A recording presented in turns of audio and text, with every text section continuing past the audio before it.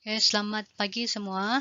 Jadi hari ini kita akan sambung lagi kita punya modul untuk soalan C dan juga soalan D. Okay, kalau kamu rujuk kamu punya soalan C dan D. Soalan C itu adalah merujuk kepada kemahiran proses sains membuat inference. Jadi cikgu sudah terangkan dalam kelas yang sebelum ini. Membuat inference cara adalah kita beri sebab kepada sesuatu pemerhatian. Okey, sesuatu pemerhatian yang kita perhatikan dalam eksperimen. Jadi bagaimana cara untuk membuat inference? Yang pertama, kita kena kenal pasti dulu yang mana pemboleh ubah yang dimanipulasikan. Kemudian kita kenal pasti pemboleh ubah bergerak balas dan selepas itu kita buat satu ayat untuk membuat perkaitan di antara pemboleh ubah yang dimanipulasikan dengan pemboleh ubah yang bergerak balas. Jadi kemahiran ini dia merujuk kepada sebab kepada sesuatu pemerhatian. Kita berikan sebab. Jadi contoh ayat ini sebagai rujukan ataupun sebagai memudahkan kamu. Contoh ayat dia biasanya kita mulakan dengan pemerhatian yang kita lihat, kemudian kita cakap kerana dan kita berikan sebab. Okay, sebagai contoh dalam kamu punya modul, kita ada dua pemerhatian. Pemerhatian yang pertama ialah pemerhatian yang jarum emitter tidak menunjukkan sebarang bacaan. Kemudian pemerhatian yang kedua adalah jarum emitter menunjukkan bacaan. Kadang-kadang dalam soalan dia akan tanya inference untuk rajah yang tertentu. Okay, kalau dia tanya inference untuk rajah 1.1, jadi kamu terangkanlah kenapa emitter di sini tidak menunjukkan bacaan. Dan kalau soalan itu minta untuk kamu terangkan inference bagi rajah 1.2, jadi kamu terangkanlah kenapa emitter ini menunjukkan bacaan. Tapi dalam kamu punya modul, soalan itu dia tanya, nyatakan satu inference bagi eksperimen ini. Jadi kamu boleh sama ada bagi inference untuk yang rajah 1.1 ataupun inference untuk rajah 1.2. Okey, contoh jawapan. Contoh jawapan sini cikgu beri. Ini merujuk kepada rajah 1.2 lah yang menunjukkan bacaan. Jarum emitter menunjukkan bacaan. Ini dia punya pemboleh ubah bergerak balaskan kerana plumbum 2 bromida berada dalam keadaan leburan. Okey, yang ini leburan dan boleh mengkonduksikan elektrik. Yang sini atas pula, jawapan yang lain lagi, jarum emitter tidak menunjukkan bacaan kerana plumbum 2 bromida berada dalam keadaan pepejal dan tidak mengkonduksikan elektrik. Mengkonduksikan ni maksud dia mengalirkan arus elektrik. Jadi dalam keadaan pepejal, tidak ada ion-ion yang bebas bergerak. Manakala dalam keadaan leburan, ada ion-ion yang bergerak bebas. Jadi bila ada ion yang bergerak bebas, dia boleh menyebabkan ataupun membolehkan arus elektrik itu dialirkan.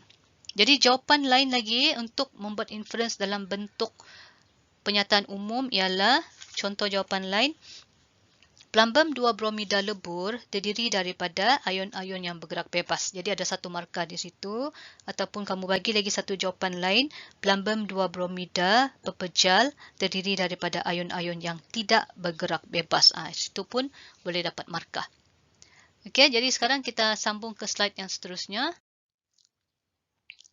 Okey, mendefinisikan secara operasi. Ini untuk soalan yang terakhir yang D. Kita dalam kelas, kita belajar definisi sesuatu bahan ataupun definisi sesuatu benda itu dalam bentuk yang secara teori kan yang diberi dalam buku. Contoh, logam ialah bahan yang dalam keadaan pepejal. Itu yang contoh yang kita belajar dalam kelas. Dalam mendefinisi secara operasi adalah kita bagi definisi kepada sesuatu benda itu bergantung kepada pemerhatian pada eksperimen. Jadi dia tidak sama dengan definisi yang kamu belajar dalam kelas yang daripada buku tu. Jadi, okay, dia punya tips. Dia punya tips untuk mendefinisi secara operasi. Kamu punya jawapan mestilah berdasarkan pemerhatian dalam eksperimen. Pemerhatian tu di mana kamu boleh nampak? Di dalam kertas soalan kamu lah. Jadi, ayat umum dia, biasanya cara untuk menjawab, kita akan mula dengan apa benda yang dia tanya tu kita letak di depan, kemudian adalah, baru kita sambung sama ada benda itu adalah bahan, cecair ataupun logam ataupun mikroorganisma. Bergantung kepada apa yang dia tanya lah. Lepas tu baru kamu terangkan berdasarkan pemerhatian eksperimen. Jadi ada beberapa contoh di sini. Contoh yang pertama cikgu baca, antibiotik. Antibiotik adalah, dia mula dengan perkataan antibiotik kan. Antibiotik adalah bahan yang boleh mengurangkan saiz koloni bakteria. Okey, ini yang dia perhatikan daripada pemerhatian eksperimen. Kemudian air suling lagi. Air suling adalah cecair yang mempunyai takat didih 100 darjah Celsius. Dan yang contoh ketiga, logam. Logam adalah bahan. Okey, logam adalah bahan. Jadi perkataan yang selepas adalah tu adalah bergantung kepada jenis ataupun bergantung kepada apa yang dia minta untuk kamu bagi definisi. Okey, jadi logam adalah bahan yang boleh menjadi panjang apabila ditarik. Ini berdasarkan pemerhatian dalam eksperimen. Okey, jadi kita rujuk kita punya soalan. Soalan D, rujuk modul kamu. Soalan D, plumbum 2 bromida adalah sebatian ion. Okey, dia sudah bagi tahu plumbum 2 bromida adalah sebatian ion. Nyatakan definisi secara operasi bagi sebatian ion. Okey, dia tanya definisi secara operasi bagi sebatian ion. Jadi jawapan mesti bermula dengan sebatian ion ialah bahan. Kemudian selepas itu disambung dengan pemerhatian yang kamu lihat pada keputusan eksperimen. Plumbum 2 bromida lebur adalah sebatian ion. Kenapa? Sebab dia boleh mengkonduksikan arus elektrik kan? Cikgu sudah terangkan dalam slide yang sebelum ini. Jadi jawapan untuk definisi secara operasi, sebatian ion, okey kamu mula, sebatian ion ialah bahan yang boleh menyebabkan jarum emitter terpesong. Ataupun jawapan lain, sebatian ion ialah bahan yang dapat mengalirkan atau mengkonduksikan arus elektrik. Ini pemerhatian. Macam mana dia, kamu tahu dia boleh mengalirkan arus elektrik? Melalui bacaan emitter kan. Ada jarum emitter itu terpesong, maksud dia ada arus elektrik. Okey, yang itu adalah cara untuk membuat definisi secara operasi.